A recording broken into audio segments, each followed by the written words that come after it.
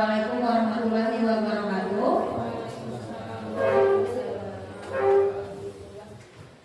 Alhamdulillah hari ini kita bisa berkumpul di sini. Saya ucapkan terima kasih banyak untuk partisipasi rekan-rekan dan terutama untuk Bapak Kepala Sekolah yang sudah mau hadir di kegiatan aksi nyata ulun diseminasi budaya positif SDN Telawang 3 di modul 1.4. Nah, alhamdulillah.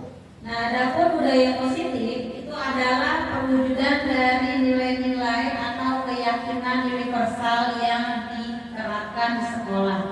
Nah, seperti yang ada di sekolah kita kemarin, kita menerapkan 5S: senyum, salam, sapa, sopan santun ya Bapak Ibu. Oke. Nah, selanjutnya budaya positif ini terdiri dari kebutuhan dasar, ada 5 posisi kontrol, yaitu ada keyakinan kelas dan juga segitiga restitusi. Nah, hari ini akan ulun sampaikan apa saja dari budaya positif ini. Kebutuhan dasar manusia. Kebutuhan dasar yang pasti yang pertama untuk kebutuhan bertahan hidup, lalu kasih sayang dan merasa diterima. Ada juga kebutuhan pengakuan atas kemampuan atau penguasaan. Lalu ada juga kebutuhan dasar manusia yaitu kebebasan dan juga kesenangan.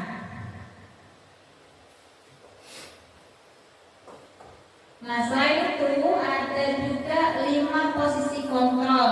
Nah, ini biasanya yang diterapkan oleh para guru ya, terutama ulun pribadi juga. Di sini ada yang pertama penghukum, pemberi rasa bersalah, teman, pemantau, dan juga manajer. Apa sih 5 posisi kontrol itu? Nah, ini ada videonya nanti. Biasa biar simak dulu baik-baik.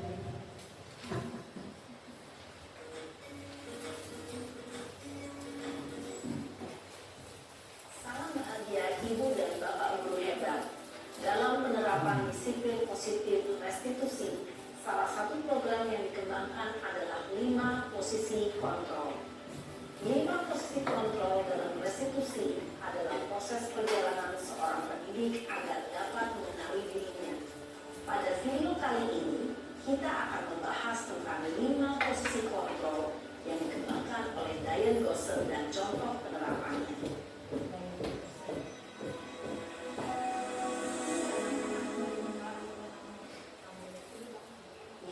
Posisi kontrol itu adalah 1.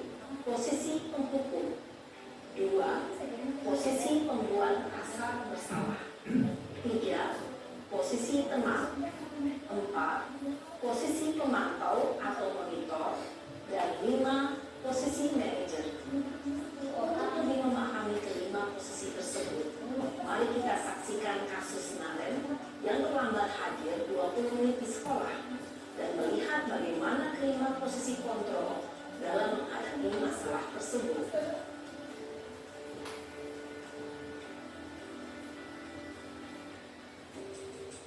Nah, ini adegannya. Posisi sebagai penghukum.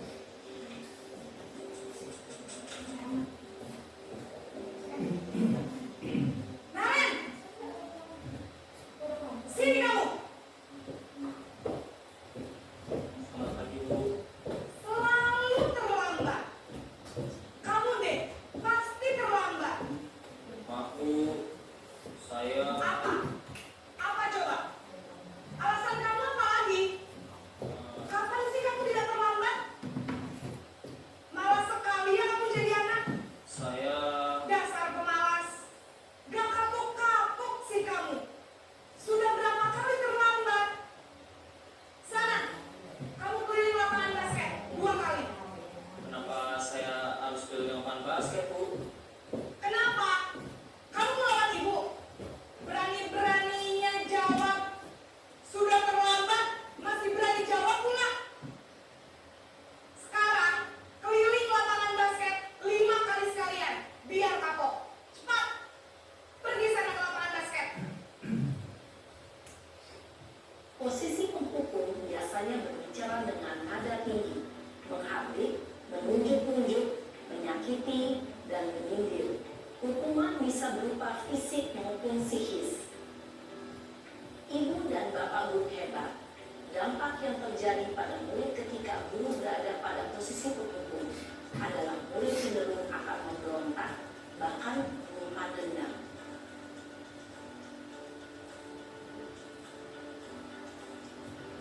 Posisi yang kedua, membuat merasa bersalah.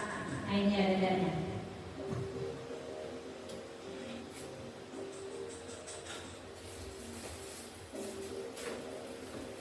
Naren,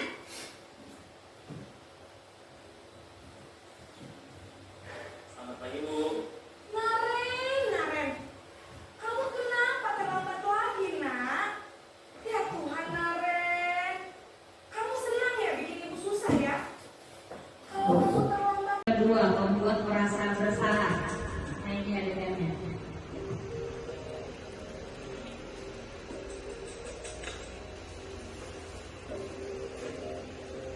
Naren,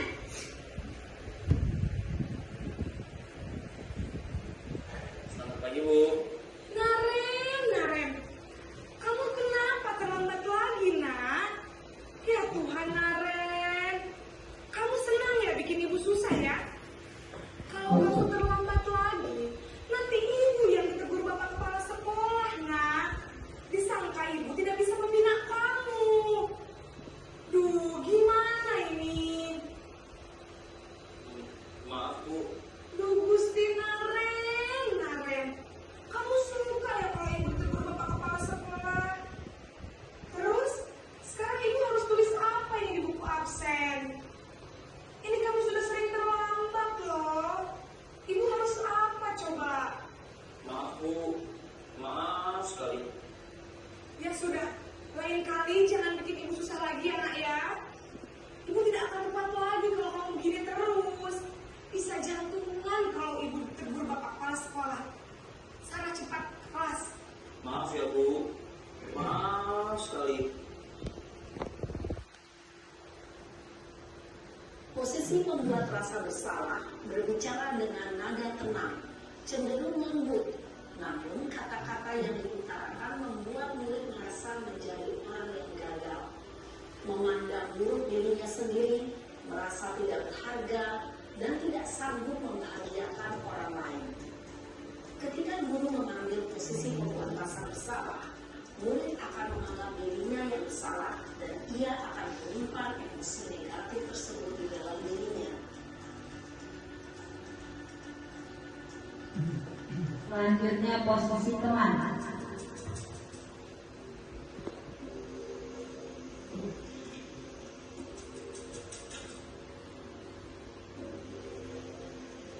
Naren,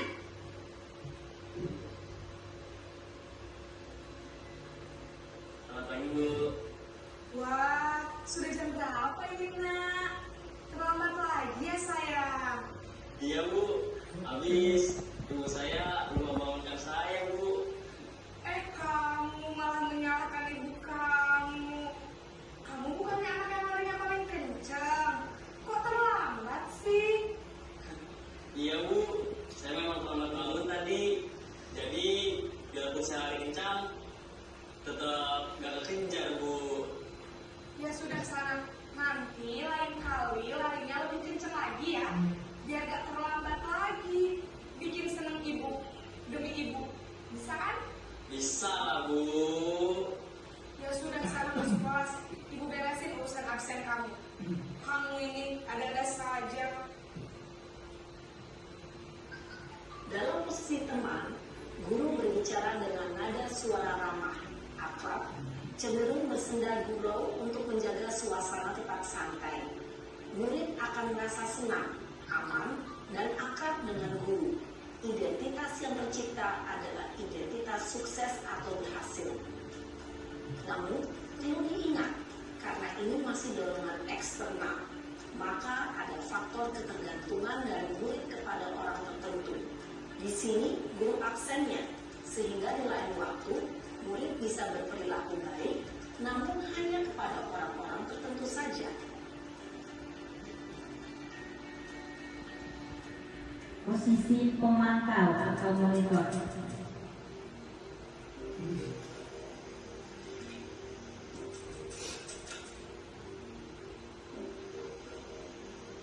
Naren,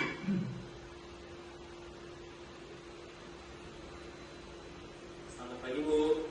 Naren, apa peraturan sekolah kita tentang jam berapa kita harus masuk sekolah, Nak? Kita harus di sekolah jam 7 Bu. Iya betul, sekarang sudah jam 7.20. Naren sudah tahu konsekuensinya jika terlambat hadir. Paham Bu, saya harus tinggal kelas pas jam istirahat selama 20 menit. Iya benar, konsekuensinya demikian. Jadi nanti jam 9.30 pas istirahat, kamu harus tinggal di kelas, kerjakan tugas tambahan untuk ketertinggalan kamu, ya? Baik Bu. Posisi pemantau mengandalkan penghitungan atau data untuk mengontrol murid. Guru mengarahkan murid berdasarkan peraturan dan konsekuensi. Seorang pemantau menunjukkan bahasa tubuh dan ekspresi wajah yang datar dan cenderung formal.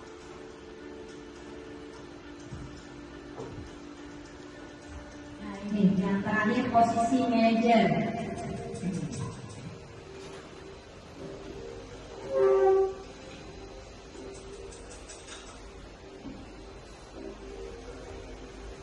Naren,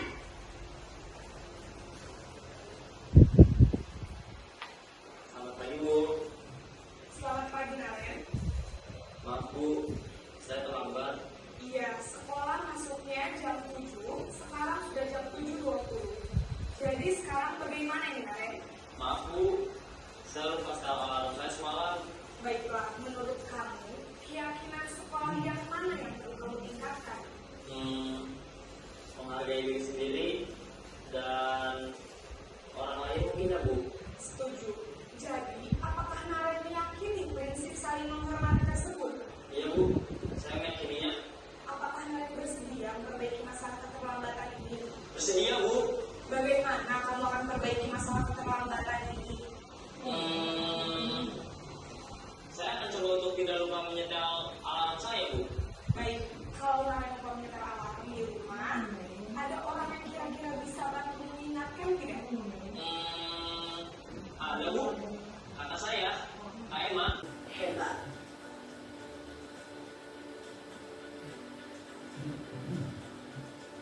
Ya, baik itu tadi pemaparan tentang 5 posisi kontrol yang diterapkan oleh guru. Nah ini, sebelum ke sini untuk bercerita mengenai 5 posisi kontrol tadi, saya pribadi juga Bapak Ibu sebelum belajar di CGP ini masih ini dengan siswa posisi penghukum ada, kemudian posisi sebagai pemantau teman juga ada. Tapi setelah melihat ini barulah oh iya ternyata seperti ini adalah posisi kontrol yang tepat untuk memunculkan motivasi intrinsik pada murid-murid kita. Ya, jadi dengan begitu dia akan menyelesaikan permasalahannya, solusinya sendiri dengan percaya diri dan juga sesuai dengan keyakinan kelas. Nah ini dia, ada satu pertanyaan. Pak Harum ada kasus ya, menemukan Hardi sedang berlari dalam kelas saat jam pelajaran berlangsung. Pak Harum kemudian menegur Ardi dengan berkata, Ardi tolong tenang di kelas, masa kamu tidak mau? Iya tidak, Bapak pernah membantumu. Kira-kira posisi kontrol ini apa? Iya, betul sekali ya. Posisi yang diterapkan oleh Pak Haru itu adalah sebagai teman. Karena di situ dengan kalimat iya, betul sekali ya Ibu Hesela ya. Bukan lu buat Ibu Hesela. Oke. Selanjutnya, nah ini penerapan budaya positif yang sudah kita terapkan di sekolah. Yang pertama itu ada kegiatan berdoa bersama dan membaca surah-surah pendek, lalu juga ada literasi baca sholat dan bacaan sholat dan asmaul husna, kemudian pembiasaan 5S senyum, salam, sapa, sopan, santun. Dan juga yang terakhir ini yang baru diterapkan juga oleh ulun, penerapan keyakinan kelas. Apa itu keyakinan kelas? Nah ini, untuk peraturan kelas dan keyakinan kelas apakah itu sama? Bagaimana menurut Tian? Peraturan kelas dan keyakinan kelas apakah itu hal yang sama atau berbeda? Beda ya, betul sekali. Kalau peraturan kelas itu biasanya dibuat oleh sang guru tanpa ada persetujuan dari murid biasanya. Tapi kalau keyakinan kelas ini adalah dengan persetujuan yang dibuat bersama antara guru dan murid. Nah selanjutnya itu akan ditaati bersama baik itu murid ataupun guru itu sendiri. Jadi sama-sama membuat keyakinan kepada para siswa atau kesepakatan ya namanya, juga bisa disebut dengan kesepakatan kelas. Jadi ini bisa kita terapkan di awal pembelajaran nih Bapak Ibu. Awal kegiatan kita pembelajaran baru pertama kali masuk. Nah kita bikin keyakinan kelas dengan diskusi sama anak-anak. Jadi dengan begitu mereka akan muncul motivasi-motivasi intrinsiknya, akan melakukan hal apa saja yang positif ke depannya. Nah jadi seperti itu. Nah kita ice breaking dulu ya, biar semuanya semangat. Boleh? Bapak Ibu bantuannya berdiri dulu. Oke. 2, 3, buka tutup, bertepuk tangan. Buka tutup, tepuk tangan lagi. Digulung-gulung, sambil tersenyum. Digulung-gulung, sambil tertawa. Biar semangatnya mau berpulang. Mohon maaf izin ya. Nah, oleh-oleh kasih kita buat dia. Barangkali anak SPG kayak itu boleh silakan. Oke, selanjutnya ada ini. Oke. Penerapan segitiga restitusi dan keyakinan kelas dalam mengatasi perundungan atau bullying di sekolah. Nah ini yang akan yang pas sekali karena di sekolah kita ini rentan juga dengan hal bullying ya Bapak Ibu. Jadi ini yang ulun angkat di sini, penerapan segitiga restitusinya. Bullying itu adalah tindakan intimidasi yang dilakukan secara berulang-ulang oleh pihak yang lebih kuat terhadap pihak yang lebih lemah, dilakukan dengan sengaja dan bertujuan untuk melukai korbannya secara fisik maupun emosional. Nah itulah arti bullying. Lalu faktor-faktornya apa saja? Yang pertama ada faktor orang tua, kecenderungan orang tua mendidik dengan kasar dalam memberi dampak kepada anak. Lalu yang kedua faktor lingkungan sekolah dan pergaulan teman tidak dapat dipungkiri karena ini adalah hal yang sangat mempengaruhi ya munculnya bullying tersebut. Jadi ada beberapa remaja itu menganggap sahabat itu lebih penting dibandingkan orang tua. Lalu ada juga faktor selanjutnya teman sebaya. Jadi juga menimbulkan pengaruh yang negatif karena adanya penyebaran ide bahwa bullying bukan suatu masalah yang besar, mereka hal yang wajar untuk dilakukan.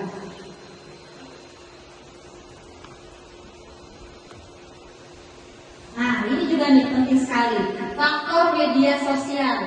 Apalagi anak sudah menggunakan, hampir semuanya menggunakan gadget ya.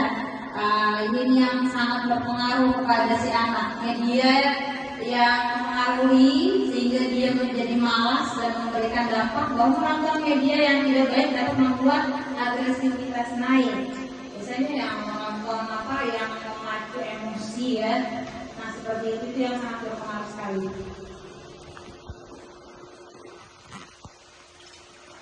Nah ini juga faktor iklim sekolah. Ini juga sangat berpengaruh karena bisa jadi kurang puasnya pengasuhan yang dialami anak mengakibatkan anak merasa sedikit mendapatkan cinta, perhatian, pengawasan serta asuhan, dan anak dan serta asuhan anak tidak memberikan batasan yang jelas tentang tingkah laku yang dilarang dengan pola asuh permisif parenting. Nah di sini maksudnya ini ya, mungkin memberikan kasih sayang kepada siswa itu tidak rata, dalam artian ada kecemburuan sosial. Mungkin dia merasa, oh ini nih ibu atau bapak ini lebih sayang orang ini, lebih anu dengan ini. Nah jadi dia merasa kayak kucilkan lah seperti itu. Ya disisihkan, betul sekali Bu.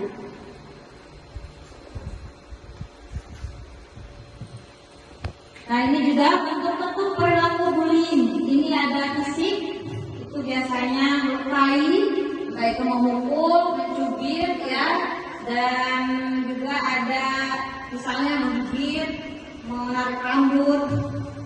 Nah ini banyak lagi hal-hal yang physical bullying.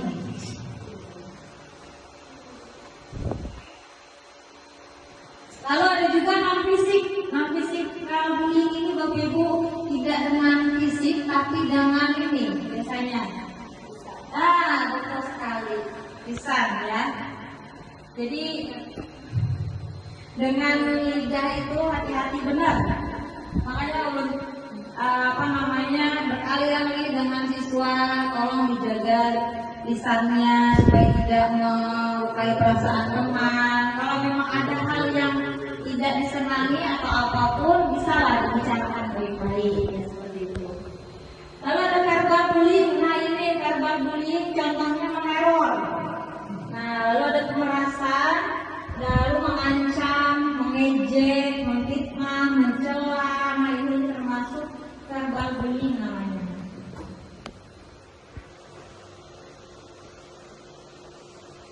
Lalu ada juga non-physical bullying, yaitu seorang pelaku bully yang tidak melakukan dengan kontak fisik secara langsung, namun dengan bahasa tubuh.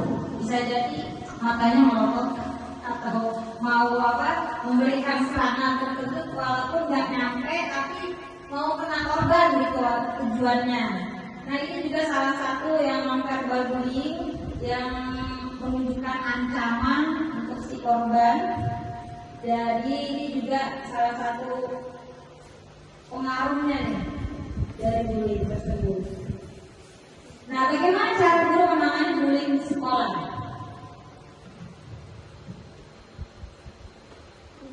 Segitiga restitusi, ya. Ini yang sangat penting sekali karena dengan segitiga restitusi kita bisa memunculkan motivasi intrinsik anak.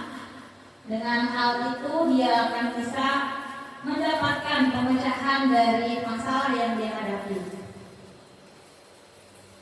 Apa itu segitiga restitusi? Segitiga restitusi adalah dialog dalam memecahkan masalah yang melibatkan interaksi murid dan guru sehingga permasalahan bisa diatasi dengan baik. Jadi kemarin sempat ada ini juga di kelas Ulun. Jadi Ulun ajak anak yang bermasalah itu, Ulun ada ke tempat lain dulu, Ulun bawa ngobrol masalahnya seperti apa. Lalu Ulun tanyakan lagi ke yang satunya. Setelah ditelusuri, ya maklum namanya anak-anak ya Bapak Ibu ya, kadang suka akur, nanti dia ada masalah akur lagi. Jadi Ulun tekankan dengan mereka agar sama-sama saling menjaga satu sama lain, tidak mengulangi lagi perbuatan yang tidak baik, sehingga tidak melukai perasaan teman. Nah ini dia, 3 langkah segitiga restitusi. Yang pertama menstabilkan identitas. Yang tadi anak merasa bersalah, jadi kita stabilkan dulu identitasnya agar dia tidak merasakan terpojokan, tidak merasa dirinya itu gagal ya. Jadi itu namanya menstabilkan identitas. Lalu juga yang kedua, validasi tindakan yang salah. Oh iya, memang semua manusia itu pasti berbuat salah. Namun kalau kita fokus dengan kesalahan itu nggak akan memecahkan masalahnya, tidak akan terpecahkan. Jadi bagaimana cara kita berpikir untuk solusinya. Nah jadi seperti itu. Lalu yang terakhir, menanyakan keyakinan. Menurut anak, apakah hal itu baik? Ternyata tidak. Lalu kira-kira apa yang lebih bagus? Nah dari dia akan berpikir Bapak Ibu, oh ternyata perilaku aku tidak baik dan akan memperbaiki ke depannya sesuai dengan keyakinan kelas yang sudah disepakati. Nah ini menstabilkan identitas tadi, ajukan pernyataan. Saya tidak menanyakan kesalahan kamu, tapi fokus terhadap pemecahan masalahnya. Nah ini yang validasi tindakan yang salah. Kamu melakukannya karena pertahanan sesuatu yang penting. Kita tanya dulu Gali, apa sih permasalahannya? Pasti ada alasannya kan ya, berbuat seperti itu. Lalu menanyakan keyakinan. Murid akan siap untuk dihubungkan dengan nilai-nilai yang dia percayai. Nah ini dia keyakinan kelas tadi yang sudah ulun bilang, nilai-nilai kebajikan atau prinsip-prinsip universal yang disepakati bersama oleh warga kelas. Contohnya, siswa datang tepat waktu. Anak-anak, apakah kalian setuju dengan keyakinan kelas kita? Oh iya setuju Bu. Oke. Selanjutnya siswa belajar sampai waktu selesai. Lalu kita bicarakan dengan anak-anak. Apakah ada lagi hal yang perlu kita tuliskan di keyakinan kelas kita? Misalnya ada lagi, boleh dituliskan Bapak Ibu. Dan nanti disepakati dengan teman-temannya.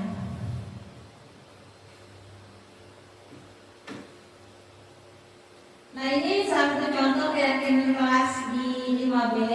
Yang pertama, kehadiran. Siswa harus datang tepat waktu, lalu menghormati, baik itu dengan guru, dengan temannya, maupun dengan masyarakat sekitar. Lalu juga jujur, siswa juga harus berani mengakui kesalahan dan juga mengungkapkan kejadian dengan jujur. Lalu juga komunikasi. Nah, siswa diharapkan untuk bersikap sopan dan santun dalam setiap pembelajaran, entah itu di kelas ataupun di lingkungan sekolah. Lalu juga partisipasi. Siswa diharapkan untuk aktif dalam setiap kegiatan pembelajaran. Jadi yang tadinya dia kurang percaya diri, maka nanti dia akan memunculkan percaya dirinya. Ya, mungkin sampai sini. Ada kuis setelah ini Bapak Ibu. Oke, saya buka dulu kuisnya. Tadi materinya seputar yang tadi udah dijelaskan. Sebentar ya.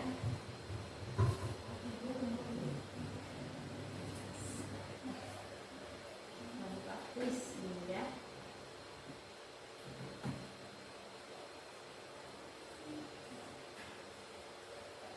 Internetnya stabil kan buat ya? Stabil. Oke, siap. Kuis budaya positif.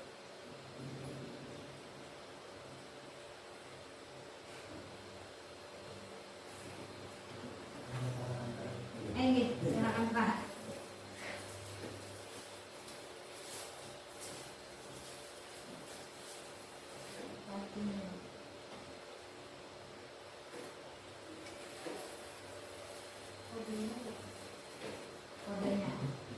Nah, ini dia.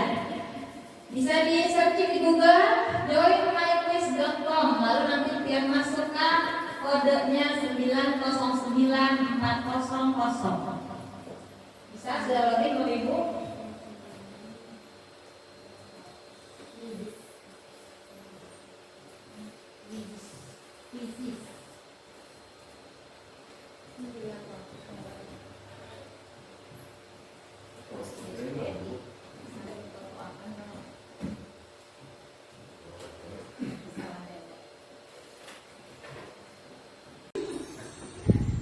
Oke. Oh, kamu pas kembali. Oke. Next question lagi. Nah, keyakinan kelas berdasarkan nilai-nilai kebajikan universal. Boleh silakan dipilih jawabannya mana? Bisa 2 pertanyaan lagi. Di pertanyaan yang kelima ya Ibu.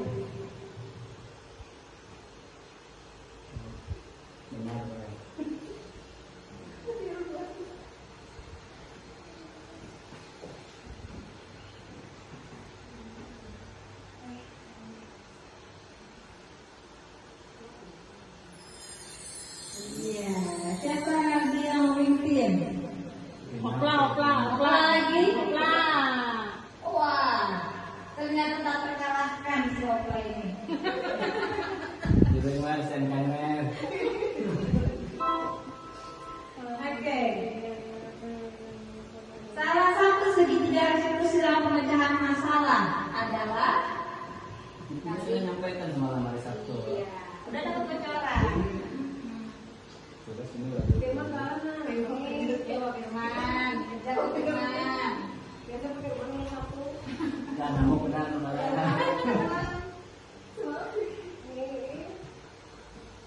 Kalau dapat kiki bang hari ini jadi pemain kalah.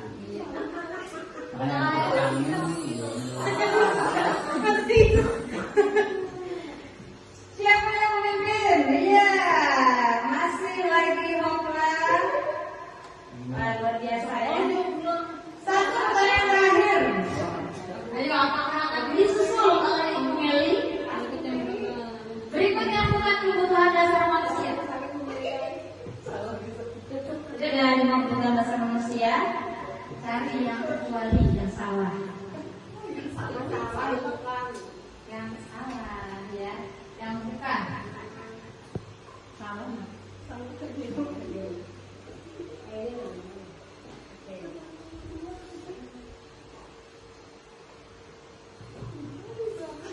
Ini soal nomor 1. Ini anaknya ini. Ya, siapa kalian yang mau mimpin? Bu Mel. Yang mau mimpin? Ya, ini dia juara kita. Jangan dari kemarin. Salah aku. Benar kan?